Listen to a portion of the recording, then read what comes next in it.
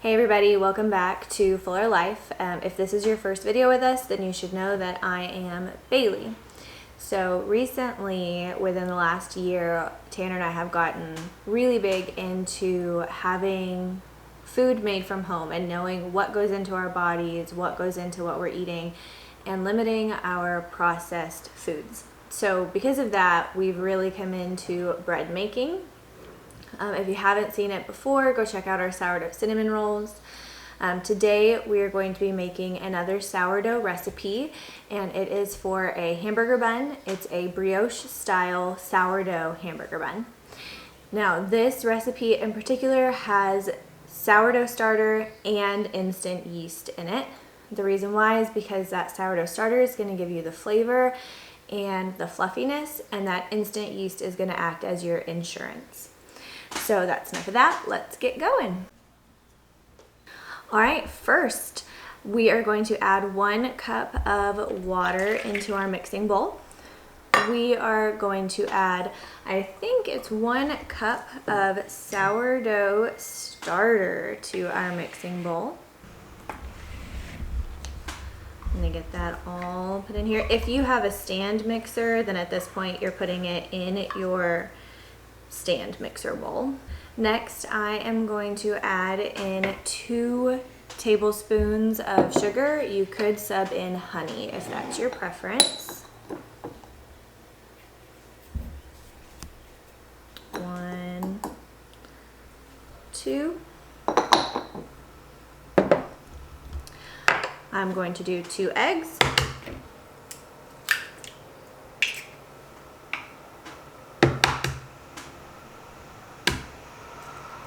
A teaspoon of instant yeast and a teaspoon of salt. I'm going to start mixing that together, and then I'm going to add in about 3 cups of flour.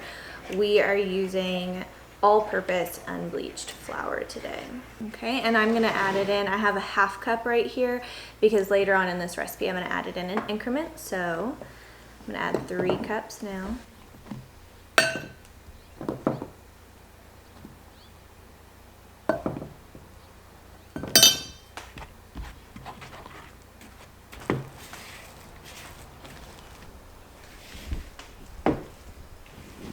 So at this point, I have a very sticky beginning of my dough. What I'm going to do is add in the rest of my flour so that it comes out to about 4.5 cups total. But I'm going to do that in increments. And I'm also going to do 2 tablespoons of melted butter. So a little bit of butter, a little bit of flour, so on and so forth, until both are gone, and it creates a nice dough in the middle of my bowl. If you have a stand mixer, this would be amazing, or even a hand mixer. Unfortunately, we don't have a stand mixer, and our hand mixer is packed, so I am using just by hand. Little bit of butter, 1/2 cup of flour,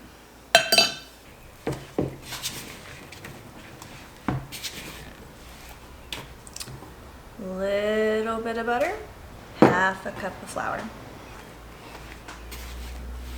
At this point, I want to start mixing with my hands because that's going to be easier on me. If you have a stand mixer or even a hand mixer, you should stick with that. I still have flour left over in my flour bowl, so I am going to be incorporating that in for a total of 4.5 cups of flour. Also in this process, you want to make sure that whether it's with your stand mixer or with your hands, you knead the dough for approximately 7 minutes. I really want to get this flour incorporated in as best as I can.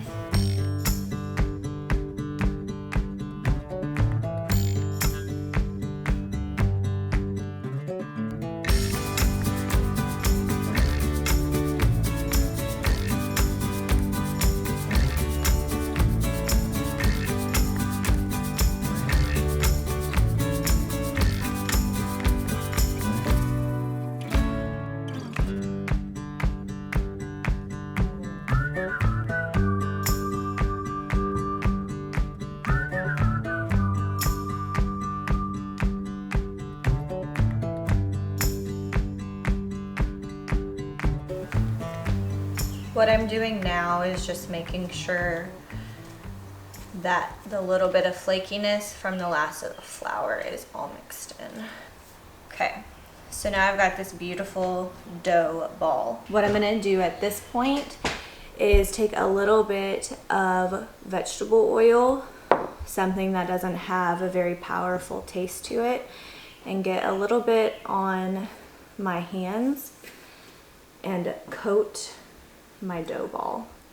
I don't want it dripping, but I don't want it to stick. I personally am not gonna put it back in this bowl because it's a little too floury left over for me. So I'm gonna stick it in that bowl. And I'm gonna cover it for about 4 hours and let it double in size. If your instant yeast is more active, yours may double faster. See you back in 4 hours. So about doubled in size. I did read that it may take less than 4 hours with using the instant yeast, but obviously if yours isn't doubled like ours, then let it rise longer. I'm going to turn it out. This is where oiling it before helped, because it's coming out pretty smooth and easily. Now, shaping your dough into your bun size is based on your preference. If I took this and cut it into fourths, it would make kind of a larger bun.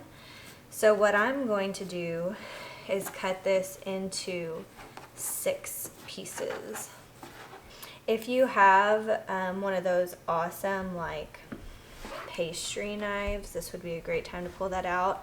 That's on my wish list, so we're just using one of our sharpest knives.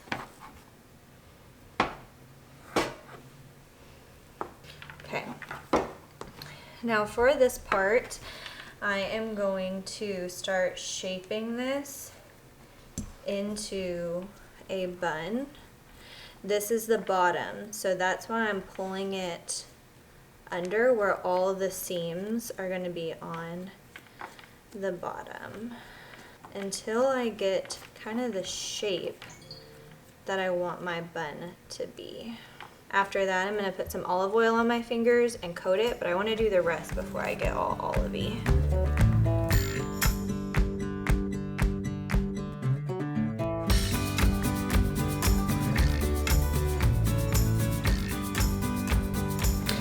Now I'm going to get some olive oil.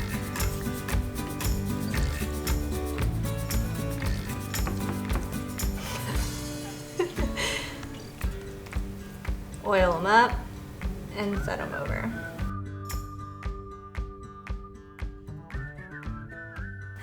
Once they are all oiled up, cover and let them rise for another 45 minutes to 2 hours. You want them to double in size as well.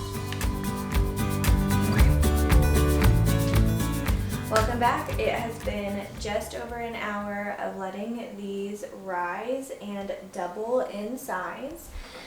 You'll see that my shape size is a little bit inconsistent, and that's okay with us. It is now time for us to pop these in the oven at 400 for 15 to 20 minutes.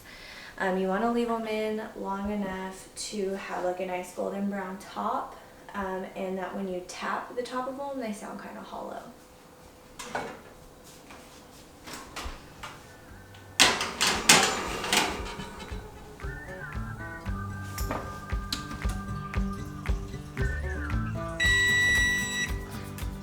Okay, you guys, so we went closer to that 20-minute mark of the 15 to 20-minute bake time, but I am going to go ahead and pull these out because I don't want the bottoms to be too tough or chewy.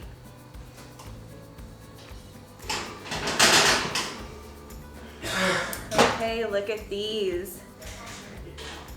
They are starting to get golden brown on the top, and so as they sit and cool, they will finish out a little bit more. What I'm going to do now is brush them with some olive oil.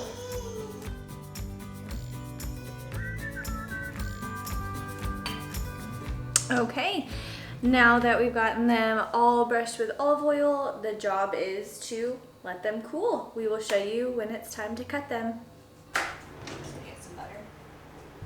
Okay guys, so all in all, we had a 4-hour rising time, an additional hour rising time and a 20-minute cook time to get to this beautiful brioche style bun. I'm going to bring it over here and cut it.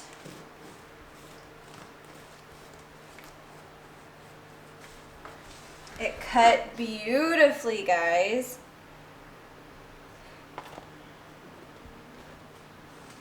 So honestly, I think next time I would probably half this one and half that one so that they're more this size. But that's okay. Tonight I think we're honestly just gonna eat this as bread.